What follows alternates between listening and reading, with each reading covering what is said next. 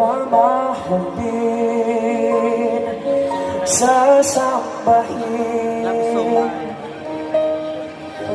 Sa buhay natin, mayroong isang bukod tangi sa lahat, at iibigin ang tapat, ngunit sa di inaasahang pagkakataon, at para bang ika'y nalalaro ng panahon, may ibang makikilala, at sa unang pagkikita may tunay na pag-ibig na nadarama.